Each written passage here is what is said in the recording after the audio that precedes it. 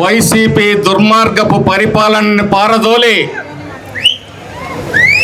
ఈ రాష్ట్రంలో ఒక మంచి ప్రభుత్వాన్ని ఏర్పాటు చేసుకొని 2 సంవత్సరాలు పూర్తయిన సందర్భంగా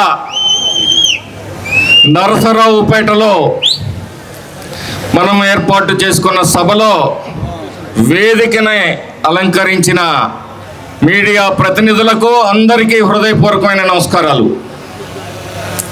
ప్రజాస్వామ్య వ్యవస్థలో ఒక ఓటు ఎలా మంచి చేస్తుందో, ఎలా చెడు చేస్తుందో 2 ఉదాహరణలు. ఆ రోజు ఒక్క అవకాశం అని చెప్పి జగన్మోహన్ రెడ్డి అడిగితే